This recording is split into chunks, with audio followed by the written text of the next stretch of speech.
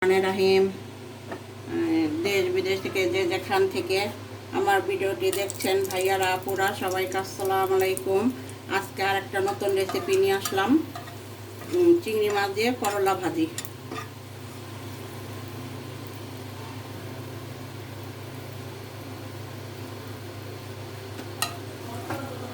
শুকনো মরিচটা একটু লাল হলে তারপর চিংড়ি মাছটা দিয়ে দিব।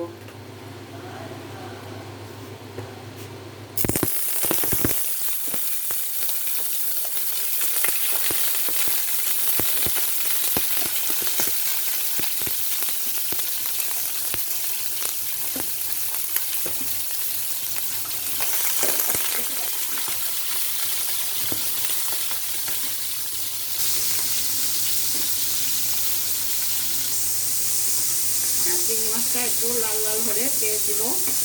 যখন শুকনো মরিচটা একটু চিংড়ি মাছটা একটু গ্রান বের হবে তখন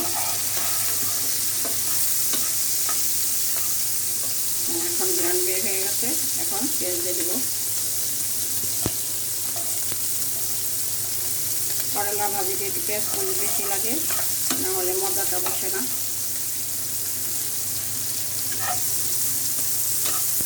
পেঁয়াজ মনে হয় আর একটু লাগবে।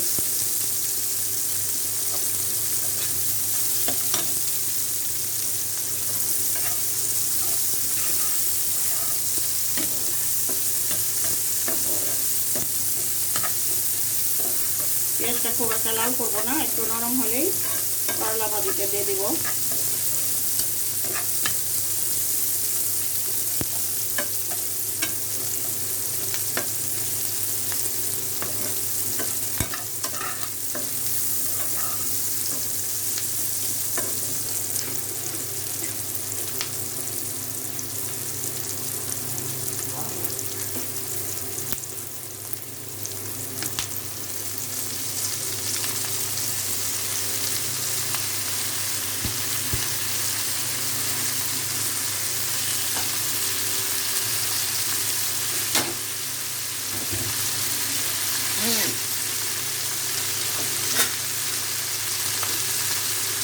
লবণ দিয়ে দিব,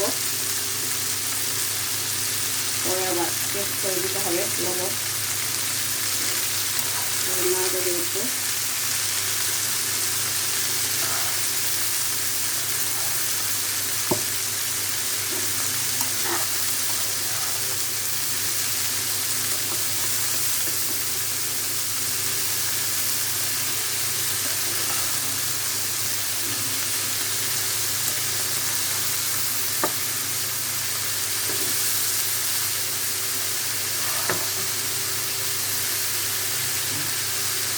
এখন কাঁচামরিচ দিয়ে দিব।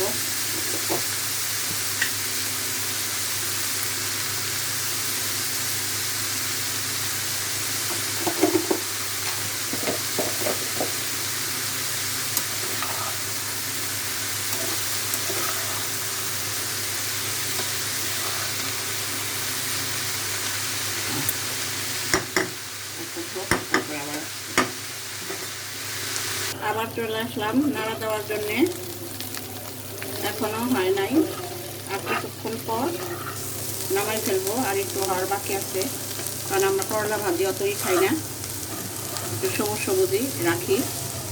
একটু পরে ফিরে আসছি। ফাইনালি আমার করলা ভাজিটা চিংড়ি মাছ দিয়ে হয়ে গেছে। দেখেন একটু কত সুন্দর সবুজ হয়েছে একদম।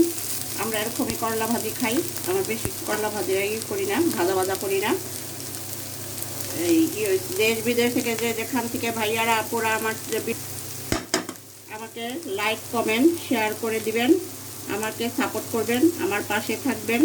আমি আপনাদের জন্য দোয়া করব, আপনারাও আমাদের জন্য দোয়া করবেন। আল্লাহ হাফেজ।